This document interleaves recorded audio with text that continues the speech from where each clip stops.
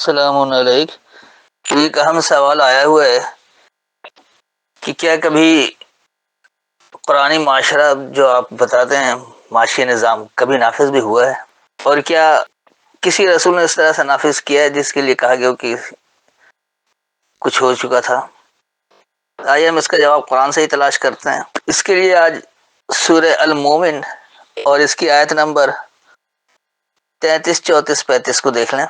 پہلے میں آپ کے سامنے روایتی ترجمہ رکھوں گا، پھر اس کے بعد اس کی حقیقت ہم کو پیش کریں گے، اور اسی میں آپ کو آپ کے سوال کا جواب بھی مل جائے گا۔ جس دن یہ نظام قائم ہوا تو لوگوں نے یہ سمجھ رکھا تھا کہ شاید اب کوئی رسول نہیں آئے گا، اور اسی کی وضاحت کی گئی ہے۔ تو 40 کی 33 سے 35 تک دیکھ لیں۔ جس دن تم بھاگو گے پیٹھ پھیر کر، تمہارے لیے اللہ سے بچانے والا کوئی نہ ہوگا، اور جس کو اللہ گمراہ کر دے اس کے لیے کوئی ہدایت دینے والا نہیں۔ تو یہ ہے وہ مروجہ روایتی ترجمہ۔ یہاں سارا الزام اللہ پر لگا دیتے ہیں کہ اللہ ہی گمراہ کر دیتا ہے۔ جب اللہ نے گمراہ کر دیا تو ہدایت کون دے سکتا ہے؟ اگر واقعی اللہ گمراہ کرتا ہے پھر اللہ کو اسے سزا دینے کا اختیار بھی نہیں ہونا چاہیے، یہ عدل کے خلاف ہے۔ اللہ اسے آزاد چھوڑ دیتا ہے کہ تم چاہو تو ہدایت یافتہ ہو جاؤ یا چاہو تو گمراہ رہو، پھر جزائے سزا کی بات بنتی ہے کہ انسان نے اپنے اختیار کو استعمال کیا۔ لیکن اللہ نے ہی اگر گمراہ کر دیا تو پھر اللہ سزا کیوں دے؟ یہ تو عدل کے خلاف بات ہے۔ تو آئیے سمجھتے ہیں کہ اس آیت میں بات کیا ہو رہی ہے۔ یوم تولونا، وہ دورانیہ کہ تم پلٹو گے، پھر جاؤ گے، پلٹو گے، یہ الفاظ کہا جاتا ہے۔ تولا کا مطلب ہی ہے مدبرین، پیٹ پھیرتے ہوئے۔ ما لکم من اللہ من عاصم، تو نہیں ہے تمہارے لیے اللہ سے کوئی مضبوط بچانے والا، مضبوط پکڑنے والا۔ ومن یضلل اللہ، اور جو اللہ سے گمراہ ہو، فما لہ من ہاد، بس نہیں اس کے لیے کوئی ہدایت دینے والا۔ اس آیت میں اللہ جو ہدایت دے رہا ہے، اللہ بتا رہا ہے کہ ایک ایسا دورانیہ ہے کہ تم پلٹ جاؤ گے پیٹ پر۔ تو یاد رکھیں جب اللہ کا نظام قائم ہوتا ہے، اللہ کے ماننے والے، اللہ کے تابع دار جب وہ معاشرہ قائم کرتے ہیں جو اللہ کی کتاب انہیں بتاتی ہے، تو اس وقت سب پیٹ پھیر کر بھاگتے ہیں، اور اس میں فوج در فوج داخل ہوتے ہیں دین اسلام میں، یعنی سلامتی والے نظام میں۔ تو اللہ بتا رہے کہ کیا تمہارے لیے ہے کوئی اللہ سے مضبوط پکڑنے والا؟ عاصم بھی ہے، وہ بچانے کو بھی کہا، مضبوط پکڑنے کو بھی کہا۔ جب واعتصموا بحبل اللہ جمیعا ولا تفرقوا آتا ہے تو ہم مضبوط پکڑنا کہتے ہیں، وہاں بھی مادہ یہی عین سین صاد میم کا اسم کا ہے۔ تو اللہ سے زیادہ مضبوط پکڑنے والا کون ہے؟ کوئی بھی نہیں ہے۔ جب آپ اللہ کے نظام کو لے کر آئیں گے تو یقینی سی بات ہے کہ دنیا اسی کی خواہش کرتی ہے، سب چاہتے ہیں کہ انہیں ہر چیز مفت فراہم ہو۔ تو اب اگر کوئی اللہ سے ہی بھٹکا رہنا چاہے، نہیں آنا چاہے، وہ غیر اللہ کے نظام کو نافذ کر کے یہ سمجھتا ہے کہ اسی میں ہم فلاحی نظام کام کر سکتے ہیں، ہم اس میں ہی سلامتی دے سکتے ہیں، تو یہ ایک بھول ہے۔ تو ایسے لوگوں کو کوئی ہدایت دینے والا نہیں ہے۔ اگر آپ اللہ کے فرما بردار بن جائیں گے، اس کے نظام کی طرف آئیں گے، آپ سلامتی والا نظام نافذ کریں گے تو دنیا اس کی خواہش کرے گی۔ لیکن اگر آپ غیر اللہ کے نظام کو سمجھ رہے کہ اس سے سلامتی دے دی جائے تو یہ ممکن نہیں ہے، لہذا وہ ہدایت نہیں لے سکتے۔ اب آئیے آگے۔ اور تحقیق تمہارے پاس اس سے قبل یوسف واضح دلائل کے ساتھ ہے، سو تم ہمیشہ شک میں رہے اس کے بارے میں جس کے ساتھ وہ تمہارے پاس آئے، یہاں تک کہ جب وہ فوت ہو گئے تو تم نے کہا اس کے بعد اللہ ہرگز کوئی رسول نہ بھیجے گا۔ اسی طرح اللہ اسے گمراہ کرتا ہے جو حد سے گزرنے والا، شک میں رہنے والا ہو۔ اب یہاں ایک بار پھر ترجمہ ایسا کر دیا کہ سارا الزام پھر اللہ پر ڈال دیا۔ دیکھیں یہاں اصل میں حقیقی معنوں میں بات کیا ہو رہی ہے، اللہ کیا ہدایت دے رہا ہے۔ وَلَقَدْ جَاءَكُمْ، اور یقیناً تمہارے پاس آیا، یوسف من قبل، پہلے سے یوسف، بالبینات، وضاحت کو، فما زلتم، پس تم ہمیشہ رہے، پس جو تم ہمیشہ رہے، فی شک، شک میں، مما جاءکم بہ، اس سے جو تمہارے پاس آیا اس کتاب کے ذریعے، حتی اذا ہلکا، یہاں تک کہ جب ہلاک ہوا، قل تم نے کہا، لن یبعث اللہ، ہرگز اللہ سے نہیں اٹھے گا، من بعد ہی، اس کے بعد سے، رسولا، کوئی پیغام دینے والا۔ کذالک اسی طرح یضل اللہ اللہ سے بھٹک گئے گمراہ ہو گئے من ہوا مسرف مرتاب وہ جو حد سے بڑھا ہوا اور نفسیاتی الجھن میں مبتلا ہے۔ تو اس آیت میں جو واضح طور پر ہدایت ملی، یہاں اللہ بتا رہا ہے کہ یقیناً اس سے پہلے یوسف تمہارے پاس بڑی وضاحت کو لے کر آئے، یعنی ایسی وضاحت لے کر آئے کہ تم تو اس سے شک میں زوال میں ہی رہے کہ ایسا کیسے ہو سکتا ہے جو اس الکتاب کے ذریعے تمہیں آیا ہے۔ لیکن بالآخر یوسف نے نظام قائم کر کے دکھایا۔ تو جب یہ سب کچھ ہو گیا تو پھر کیا ہوا کہ جب وہ ہلاک ہوا، یعنی جب اسے موت آ گئی، تو پھر لوگوں نے یہ کہا کہ اس کے بعد سے اللہ سے ہرگز کوئی پیغام دینے والا نہیں اٹھے گا، کیونکہ ایسا جنتی معاشرہ تو یوسف نے بنا کر دکھا دیا، سب کچھ ہو گیا، اب کسی رسول کی کیا ضرورت ہے، یہ یوں ہی چلتا رہے گا۔ تو اسی طرح وہ حد سے بڑھے ہوئے نفسیاتی الجھن میں رہنے والا اللہ سے گمراہ ہوتا ہے۔ اب وہ یوسف کے اس محنت کو نہیں دیکھتا کہ اللہ کے نظام کے نفاذ کے لیے کتنی سختیاں برداشت تھیں، کس طرح کر کے اس نے وہ معاشرہ قائم کیا، کیونکہ وہ تفصیلات ان کے پاس اس طرح موجود نہیں ہے جو حقیقت میں تھی، جو بات قرآن سے سمجھ میں آئے۔ تو لوگوں نے قرآن سے ہدایت ہی نہیں لیا، اور وہ حد سے زیادہ بڑھنے والے بھی رہے، یعنی اللہ کے احکامات میں تبدیلی کرنے والے، اور اس میں وہ نفسیاتی الجھن میں بھی مبتلا ہے، کیونکہ اللہ نے تو صلاۃ ذریعہ بنایا ہے جس سے آپ کو رزق فراہم ہوتا ہے۔ شروع ہی میں سورہ بقرہ میں کہا گیا کہ یقیمون الصلاۃ ومما رزقناہم ينفقون، اگر تم صلاۃ قائم کرو گے، سبق کے لیے اٹھو گے صحیح سے، تو اس سے تمہیں سامان نشوونما ملے گا۔ اب صلاۃ کو جب آپ نے نماز بنا دیا، ایک اٹھک بیٹھک والی ورزش بنا دی، تو اس سے آپ کو رزق کیسے ملے؟ یہ تو رزق کے لیے مزید رکاوٹ بن رہا ہے۔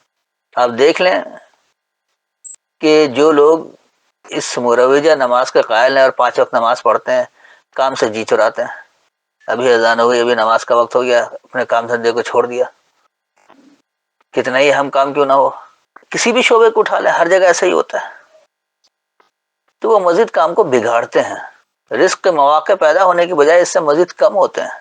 اور لوگ کہتے ہیں کہ دیکھیں یہ تو بھائی جو نمازی لوگ ہیں یہ کام سے جی چراتے ہیں، بار بار اٹھتے ہیں، اہم کام ہو رہا ہوتا ہے اسے چھوڑ دیتے ہیں کہ ابھی نماز کا وقت ہو گیا، بعد میں کریں گے۔ تو یہ رزق فراہم کرنے کے بجائے اس میں مزید رکاوٹ بنتے ہیں۔ وہ نظام کیسے قائم ہو جو سلامتی والا ہو سب کے لیے؟ تو اسی لیے جب یوسف نظام قائم کر چکے تو ایک تو ایسے لوگ جو کتاب ان کے پاس موجود تھی، نظام اس کے اندر موجود ہے، اس سے وہ شک میں رہے، اور جب ایک نظام قائم کرنے والا شخص جس نے کر کے دکھایا وہ ہلاک ہوا، تو لوگوں نے یہ کہنا شروع کر دیا کہ اب اللہ اس کے بعد کوئی رسول ہی نہیں بھیجے گا۔ تو ایسا نہیں ہے، آج بھی اگر ماننے والے ہوں، ان کے اندر اللہ کی فرما برداری کا جذبہ ہو، تو وہ معاشرہ پھر قائم کیا جا سکتا ہے۔ لیکن جو لوگ حد سے بڑھے ہوئے ہیں، احکامات کو سمجھنا ہی نہیں چاہتے، نفسیاتی الجھن میں مبتلا ہیں، تو ایسے لوگ اللہ سے گمراہی رہتے ہیں، بھٹکے ہوئے رہتے ہیں، نہ وہ خود وہ معاشرہ قائم کر سکتے ہیں اور نہ دوسروں کو کرنے دیتے۔ اس کے بعد دیکھیے اگلی آیت، آگے اللہ کیا کہہ رہا ہے کہ جو لوگ اللہ کی آیتوں کے بارے میں جھگڑتے ہیں کسی دلیل کے بغیر جو ان کے پاس آئی، ان کی یہ کج بحثی سخت ناپسند ہے اللہ کے نزدیک اور ان کے نزدیک جو ایمان لائے۔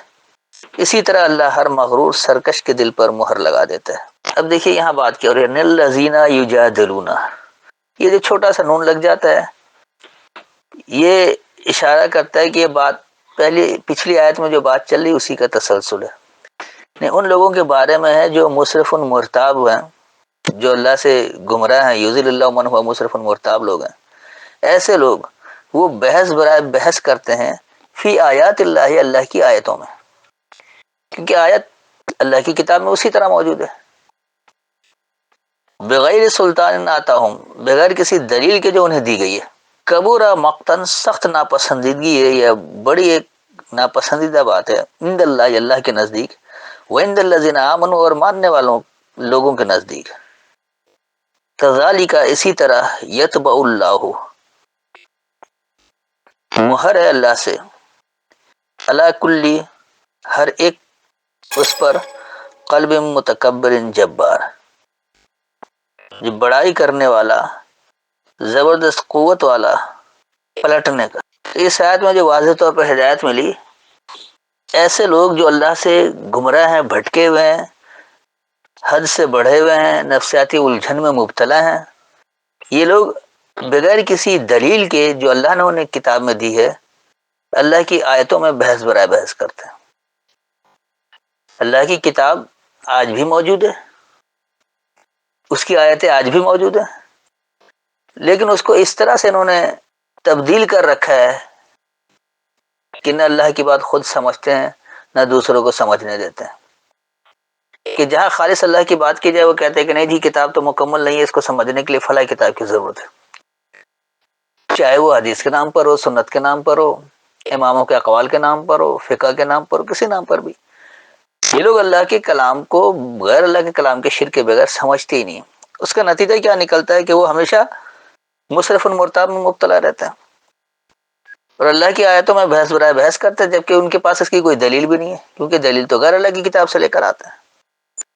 تو اللہ کہہ رہا ہے یہ باتیں سخت ناپسندیدہ ہے اللہ کے نزدیک بھی اور ماننے والے لوگوں کے نزدیک بھی۔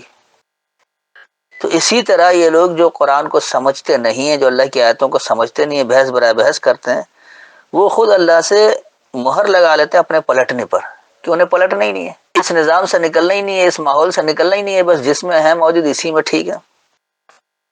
اور یہ لوگ ایک بڑائی میں مبتلا ہیں اور زبردست قوت والے بھی ہیں۔ تو اسی طرح ایک زبردست جابر قوت والا، بڑائی کرنے والا جو متکبر ہے، پلٹنے پر اللہ سے مہر لگا لیتا ہے، پلٹتے ہی نہیں، اللہ کی کتاب کو سمجھتے ہی نہیں بغیر کسی ملاوٹ کے، اور وہ یہ سمجھتا ہے کہ جو نظام چل رہا ہے یہی نظام ٹھیک ہے، بس اس میں آپ اچھے کام کریں تاکہ امیر امیر تر اور غریب غریب تر ہوتا رہے۔ اللہ کا دیا گیا معاشی نظام جو سب کے لیے برابر ہے، اس پر نہیں آتے ہیں، نتیجتاً معاشرہ بدامنی کا شکار رہتا ہے، لوگوں میں خوف اور حزن رہتا ہے۔ جب تک اللہ کا نظام نافذ نہیں کریں گے، خوف و حزن ختم نہیں ہوگا، معاشرہ پرامن نہیں بنے گا، بدحالی کی آگ میں جلتے رہیں گے۔ اگر خوشحال معاشرہ چاہیے، خوف اور حزن کے بغیر پرامن معاشرہ چاہیے، تو اللہ کے دیے گئے نظام کو نافذ کرنا پڑے گا، اس کی آیتوں کو سمجھنا پڑے گا، اس کے مطابق عمل کرنا پڑے گا، اس دلیل کے ساتھ جو اللہ نے کتاب میں دے رکھی ہے۔ اور جب تک کتاب کی بات نہیں سمجھیں گے، نہ آپ پرامن معاشرہ بنا سکتے ہیں، نہ اللہ کا دیا گیا معاشی نظام نافذ کر سکتے ہیں، اور نہ ہی لوگوں کے دلوں سے خوف اور حزن مٹا سکتے ہیں۔